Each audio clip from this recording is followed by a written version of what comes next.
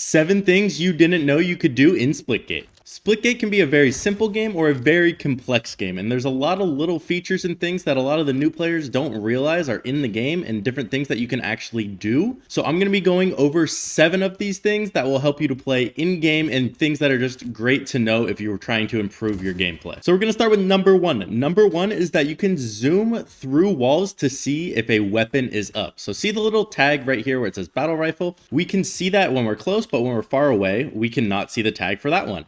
But if we zoom in, let's say on the railgun right here, a power weapon, we can see that it's up. But if we were to not zoom in, we would not be able to see that this gun is up. So zooming through walls when you spawn, or if you don't know when a certain weapon is spawning, you can zoom even through walls, through anything, and see if that gun is up. However, you cannot do this through portals. So for example, at shotgun's up, the tag does not show through a portal, so keep that in mind. So that is number 1. You can zoom through walls to see if a weapon is up. Number 2, especially on this map, you can EMP through walls and other surfaces. If an enemy has a portal right here, or even on this wall right here, let's say at the start of the game when people go for shotgun, if an enemy had a portal right here, I could throw a nade at the back of this, and that portal would disappear. It goes through walls.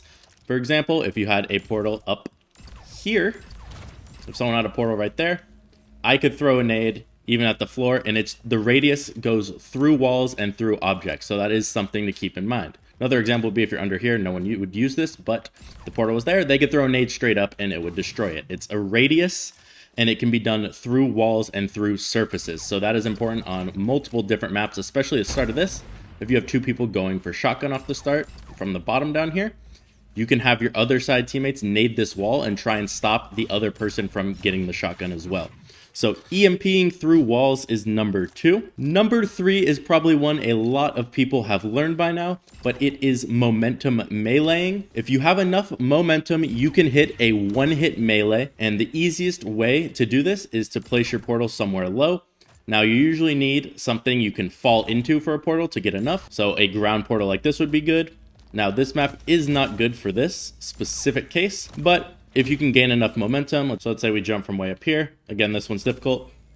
You can go like this, and if you pick up enough speed, you can one-hit melee. Melee damage scales with the speed. And another little useful trick is dropping straight down. You don't need as much speed, but a lot of times you can hit a one-hit melee. Like if someone's on the ground right here, I could drop on their head, melee, and they would die. So when you're just falling vertically down, it is almost increased. I don't know if it's a bug or it's just how it is, but if you fall down on someone's head, even from right here, you can one-hit melee them if you do it before you hit the ground. But when you're momentuming, you need to make sure you're in the air and you're still moving. So it scales with speed. Number 4 is the plasma rifle. So if you're shooting it and it's cooling down, you can put it in your pocket, use your other weapon, and then switch back, and it would have cooled down already. You don't have to have it out if it's cooling down like this. It'll cool down in your pocket, and then you're ready to go again. So you can bang, bang, fight. You can boom, boom, boom, boom, boom, boom, boom. You can see it overheats. I fight, and I pull it back out, and it has cooled down in my pocket. It doesn't cancel the cooldown, so you can't just YY, but it does cool down in your pocket. So that's a good thing to know when using the plasma, so you can maybe use it more aggressively instead of worrying about overheating with the gun. The next one is that the sniper bullet increases in size when you scope in. A perfect example is, so anytime my dot turns red, that means I would hit the person. So if you can see, I'm not zoomed here, I shoot, it doesn't hit, but when I'm zoomed in, it hits. So the bullet box is bigger, the bullet gets bigger when you are zoomed in with the sniper. So that's why it's good to either quick scope or try and stay zoomed in when you are sniping people. So that is that one. The next is that the bat, the little top right, you can see by my little ladybug, you can see those lights. That will open when you're within range of an enemy. So see right here, it's kind of closed. I get closer, you can see it opens and glows. But if I get farther, I swing, it doesn't do anything. As soon as it opens, that means I'm within range of hitting it. So that is very important when paying attention with the bats. And the last one is this crosshair I have right here on the shotgun is the exact bullet spread of the shotgun. Now this, under UI, you can change your crosshairs. And if you see under diamond on shotgun right here, this is the exact spread of the shotgun bullets. So if you put the little top of the hat on his head and I were to shoot, you can see it's a lot of damage from that close. Whereas if I were to put it here, 160. So you want to put the little hat on his head, and boom, Even with the crosshair in the center, you can see it's a little bit less, but when you put the hat on his head, it does about the same damage. So this spread, you can see all the bullets right here. It's a perfect shape, and it fits the spread of this exactly.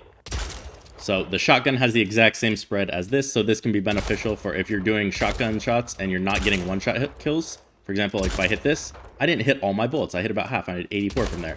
Or I hit one bullet, a couple, but not fully. So this can help with your shotgun accuracy. So those are 7 things you probably didn't know you could do in Splitgate. Now use these as you will. Things like the momentum melee here I can show you.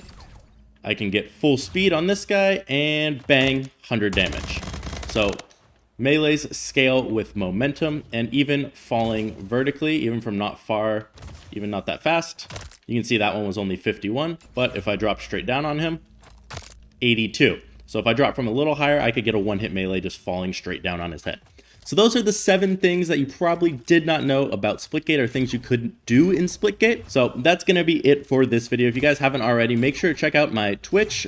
I'll leave a link to it in the description. We're streaming every morning. We currently are rank 1 on both playlists. So let's see if we can keep it there and hit the max elo again in Takedown like we did in Force. I hope you guys enjoyed. If you did, make sure to subscribe, leave a like, and I'll see you guys in the next video.